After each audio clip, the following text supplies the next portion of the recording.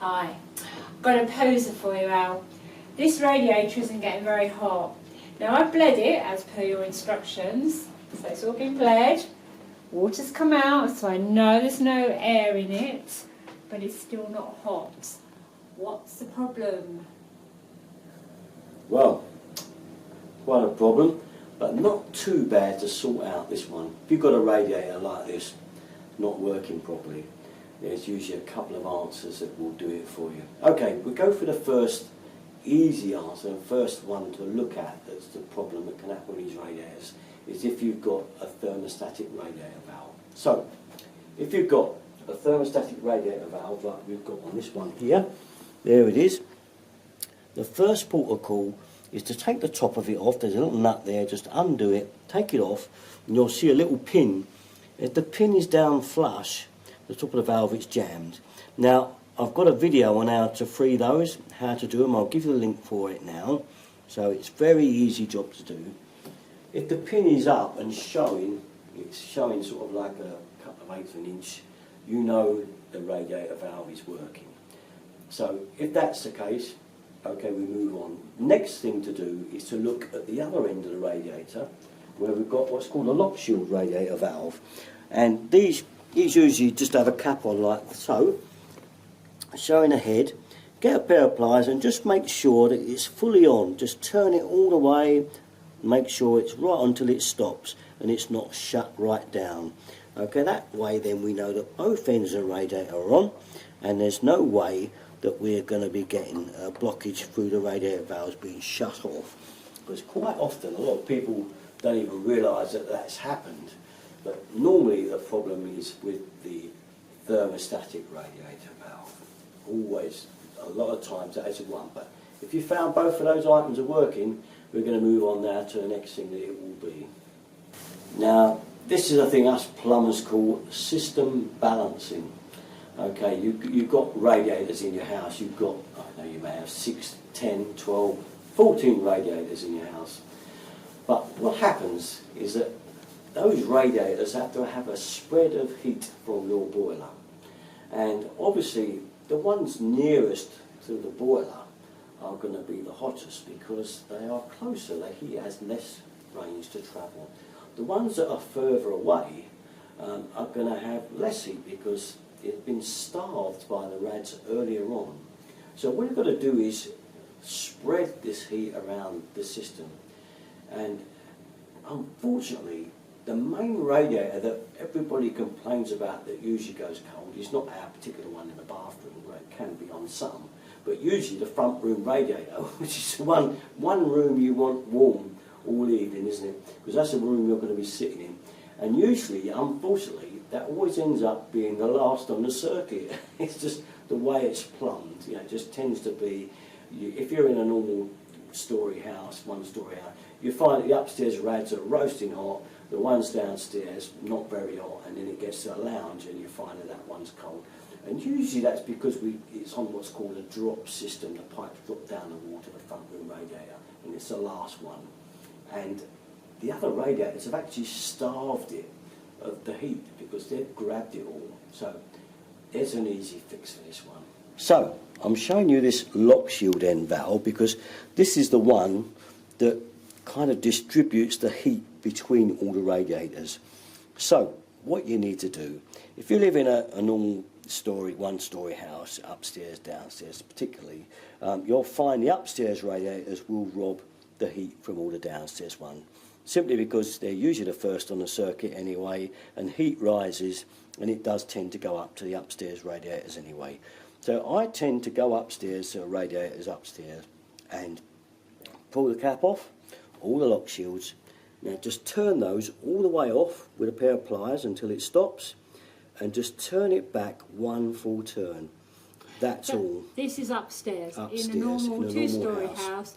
So you've checked that the pin is okay in the thermostatic rad valve on That's it. right. You're just talking about this one radiator, but now you've gone upstairs to the other radiators and turned them Turn off. them all off and then just All back off. one turn. Back one turn. Okay.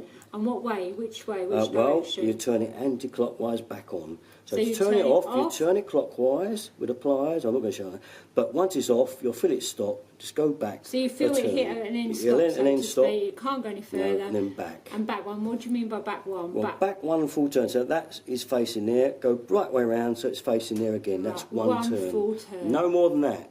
No more than that. Okay. And do that with every upstairs radiator. So Okay. the upstairs then you're restricting the You water cut them all flow. down. You cut them down That's right. into the radiator. They're not getting the flow they was. If you're in a bungalow or a flat, then obviously everything's on the same level. It's a slightly different scenario. So there, you need to look where your boiler is. If you've got a rad that's on the end of that system that's not working, look where the boiler is exactly sited in your house. If it's in the kitchen a lot of times, or in another room, then the radiators that are closest to the boiler, they're the ones that you then restrict down, the same as I've just showed you again. Click them right down. So would they right literally off and be back on the walls nearest to the the convict boiler or the boiler, if you've got a whatever it combi is? boiler Yeah. or even an ordinary boiler. So it doesn't matter. Shut those down again and open up a one full turn.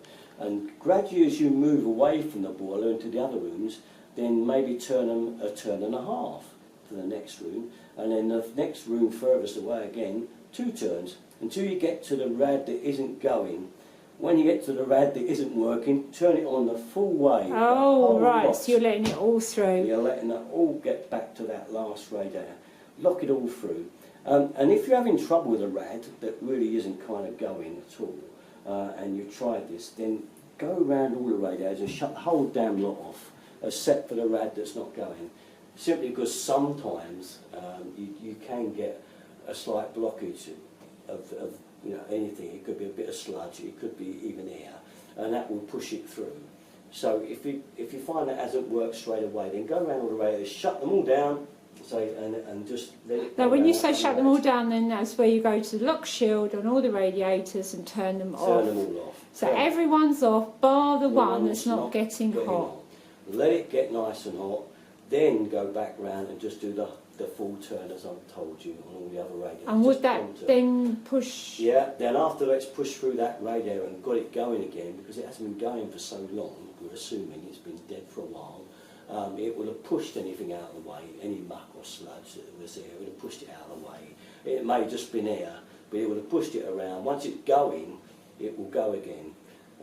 But obviously it wants a better spread of heat than it was getting before. So by doing that, you're actually pushing the boiler heat from the boiler around to that rad that isn't working. Because there's nothing else, they can't get it. And would you then still have to bleed that radiator? Would it need? No, it would never need bleeding, right? No. Bleed is a separate thing. If you find you've got a rad that constantly needs bleeding, that is a different scenario. Right. That's air getting into the system. I've got videos on that. You can have a look at my Okay. channel. But that's a different thing. But this is purely about getting a radiator going that isn't working, isn't getting hot, or it only gets slightly warm, shall we say, but not as hot as the others. This is the fix for those. I guarantee you it will work every time. And does it matter if it's a combi or an ordinary boiler? No, it can be a combi or an ordinary boiler. It doesn't matter. It can be either oil boiler, it can be a coal boiler, it can be any. The same thing happens because the pump will pump the water around. A lot of people think, oh, I've got to renew the pump because it's not reaching the last radiator, so therefore the pump's burnt out. Not generally, that isn't the case. Generally, this is the very first thing that you do. So after you check could the save thermostatic money valve, because you've not got to go out and buy a new pump. Might not so necessarily you check be. the thermostatic valve, you check the other valve is wide open on the rad that isn't working. Generally, it isn't a pump. I mean, if you've done all those things, if you turned all the rads off and it isn't getting to that rad, then it could be the pump. But normally, it isn't a pump. Very rare. It's normally a So the system valve. thermostatic rad valve is stopping what should be happening in the radiator happening if it's broken. Yes. Right. Whereas the lock shield one, you turn that down because then you're letting the water through Yes. to the radiator. From the boiler. Right. And does it matter That's if a you've got an upstairs or a downstairs or a bungalow? No, doesn't matter which. So if you had an upstairs, if you weren't getting the water through to the radiator that you wanted hot, do the same. still do the same thing. Yeah. Right, got that. And that's the simplest that I can make it for you. So all you actually need to fix this job, most times, a pair of pliers to turn that valve, that Okay. little valve on the end, right off and then back a turn. That's all you need. Brilliant. And the job is Right then, So crack if you on want, then. You better do it then. Heat, I have heat. Yes, it wasn't a thermostatic rad valve, that was fine. But I turned the other radiators down and turned this one up. But look, shoot, hey, I think I better wear your hat. Yes. Okay. I hope that's been of some help for all our videos. Untitled 33. Thank you.